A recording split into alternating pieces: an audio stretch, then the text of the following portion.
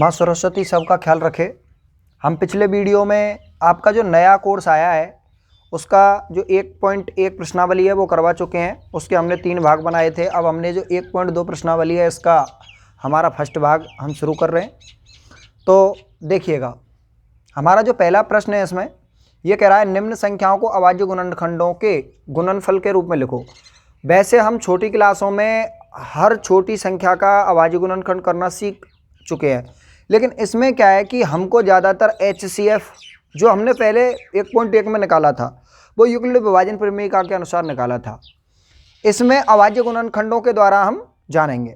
तो इसमें सबसे पहले उसने ये प्रश्न दिया है ताकि हमारा जो बेस है वो मजबूत हो, और इसमें अभाज्य गुणनखंड यानी जो अभाज्य गुणनखंडों को गुणनफल के रूप में बता रहा है कि ये हमारी जो संख्याएं हैं, हमारी 5 संख्या दी हुई है हमारी किताब में, इन सभी संख्याओं को अभाज्य गुणनखंड के रूप में किस तरह से लिखें।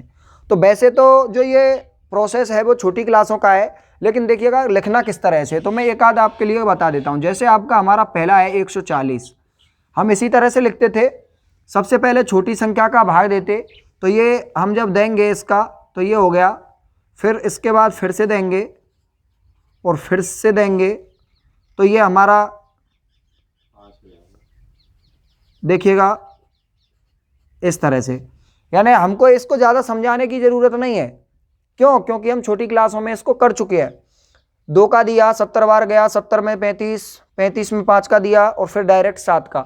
यानी इसने बताया क्या है कि हमको कोई भी जो अभाज्य गुणनखंड के रूप में हम लिखेंगे तो इसे किस तरह से लिखेंगे, 2 × 2 × 5 × 7। अब इसको अभाज्य गुणनखंड के रूप में और सुधरे हुए रूप में लिखेंगे तो 2 की घात 2 × 5 × 7।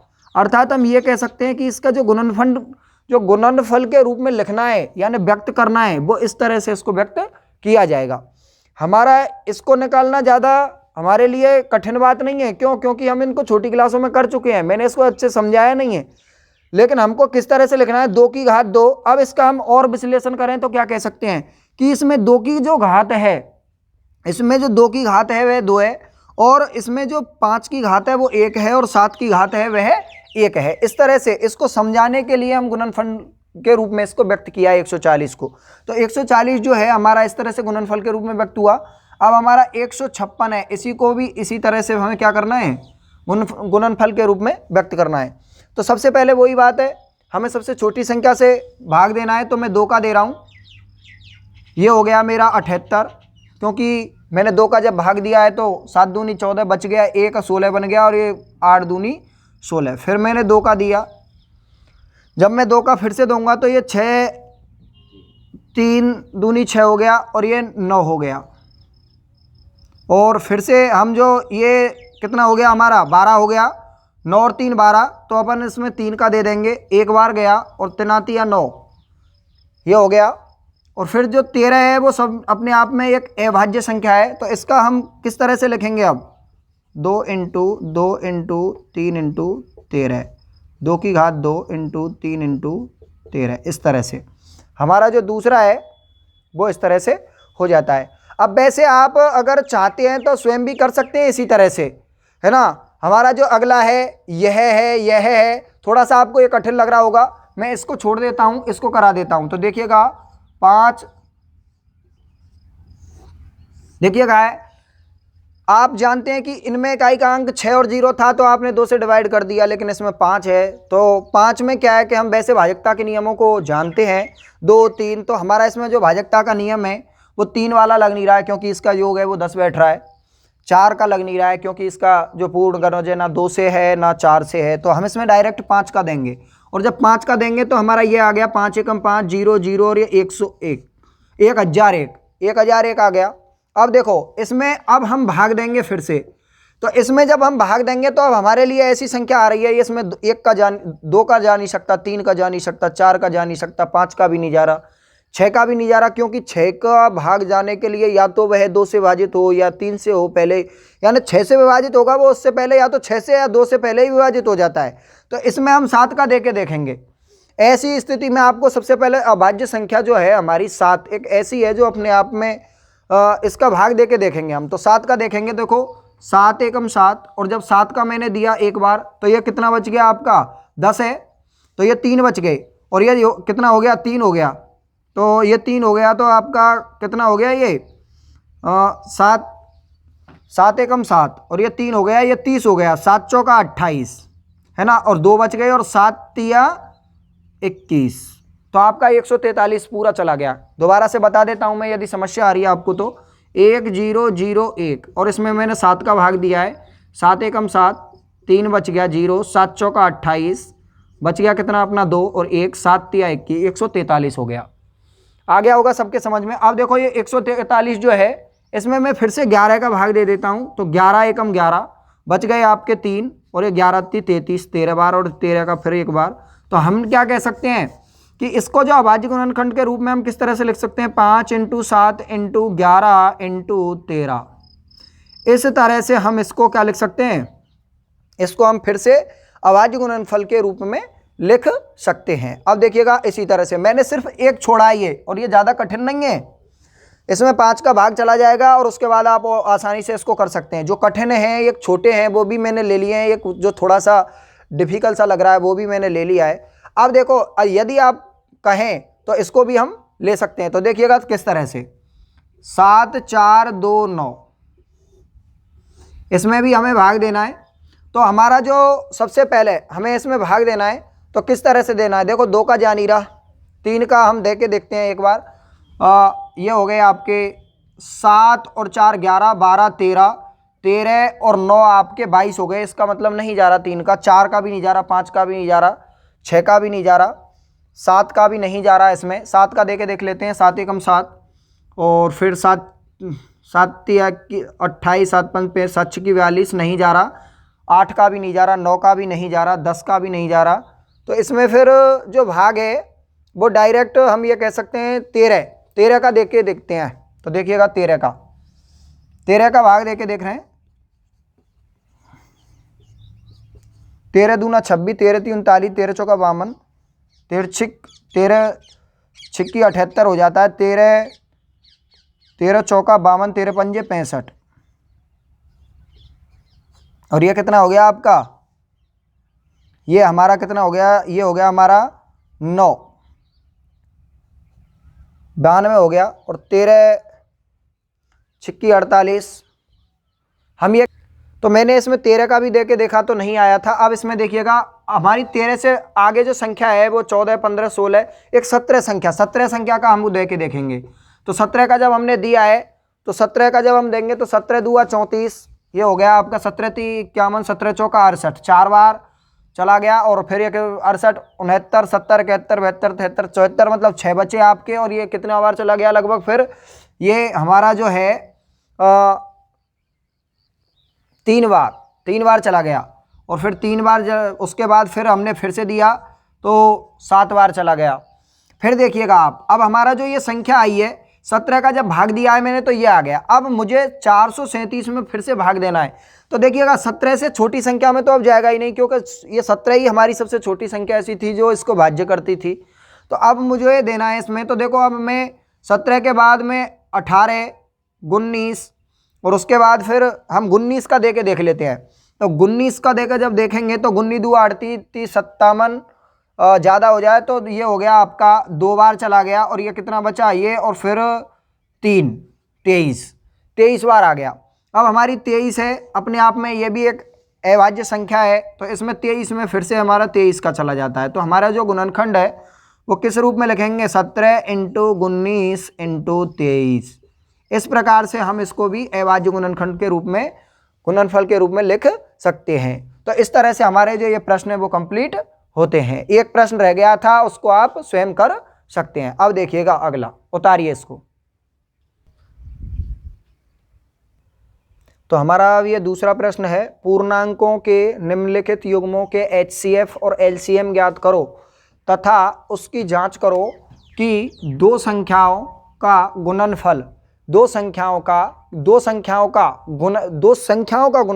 HCF और LCM के बराबर है। अर्थात ये कह रहा है कि 26 और 91 ये दो पूर्णांक हैं, इनके HCF और LCM ज्ञात करो। अब वो HCF और LCM हमें ज्ञात करने हैं तो अभाज्य गुणनखंड विधियों द्वारा ज्ञात करने हैं। क्यों? क्योंकि हम HCF यूक्लिड विभाजन प्रमेयिका के द्वारा निकाल सकते हैं, लेकिन LCM नहीं निकाल सकते। तो हम एलसीएम निकालने की विधियां भी हम जानेंगे। तो हम अब इसमें क्या है, अभाज्य गुणनखंड विधि के द्वारा एचसीएफ निकालेंगे और एलसीएम निकालेंगे, और उन एचसीएफ और एलसीएमओ का गुना करेंगे। उनका गुना इन दोनों संख्याओं के गुना के बराबर होना चाहिए। तो देखिएगा सबसे पहले हमें क्या करना है, तो देखिएगा मैं इसमें पहला प्रश्न ले रहा हूं 26 और 91।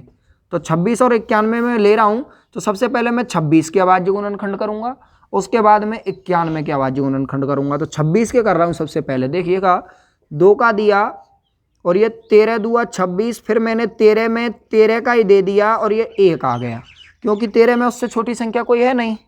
91, अब 91 में मैं फिर से दे रहा हूं। तो देखो 91 जो है हमारा, 91 जो है इसमें हम 2 का नहीं दे सकते, 3 का नहीं दे सकते, 4 का नहीं दे सकते, 5 का भी नहीं दे सकते, 6 का भी नहीं दे सकते, 7 का अगर हम दे के देखें तो 7 एकम 7 और आपके कितने बच गए, 7 एकम 7 8 9, 2 बच गए और 2 बच गए, और ये भैया 7 तिया 21 अर्थात 13 आ गया मेरा।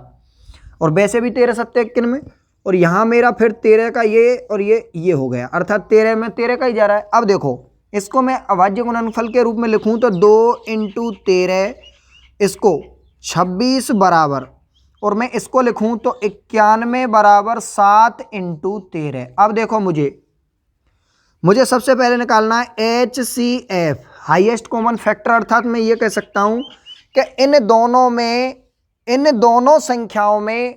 इन दोनों संख्याओं के गुणनफल के रूप में जो मैंने लिखे हैं इनमें कॉमन क्या है।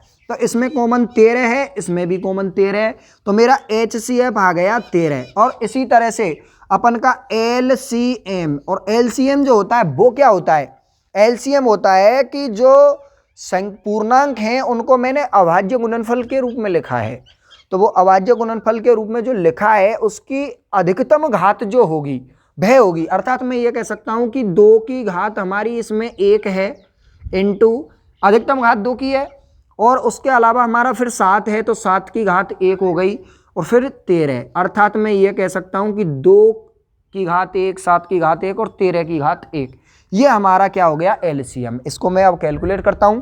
तो जब मैंने इसको कैलकुलेट किया है तो देखिएगा किस तरह से, 7 दूनी 14 × 13 ये हो गया, और देखो 13 कम 13, 13 दूनी 26, 13 × 3 39, 13 चौका 52 हो गए अपन के भैया, कितनी हासिल हो गई 5 हो गई, और ये 13 कम 13, 14 15 16 17 18, 182 हमारा जो LCM आ गया इसका, यह 182 आ गया। अब देखिएगा आप, हमको क्या करना है कि सबसे पहले इन दोनों का गुणनफल निकालना है।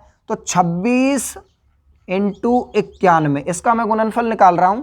तो देखिएगा 26 इंटू, और ये कितना आ गया 9 छिक्की 54, 5 हासिल आ गई आपकी, 9 छिक्की 54 हासिल आ गई आपकी 5, और 9 दूनी 18, 18 आ गया, 19 20 21 22 23, अर्थात मेरा 23 आ गया, ये हो गया 6, और ये हो गए मेरे 4 और 2, ये 5 6, और ये कितना आ गया 3, और ये कितना आ गया 2, अर्थात मेरा 23 66 आया इन दोनों संख्याओं का गुना। अब मेरा 13 और 182 को यदि मैं गुना करता हूं तो मेरा यही आना चाहिए।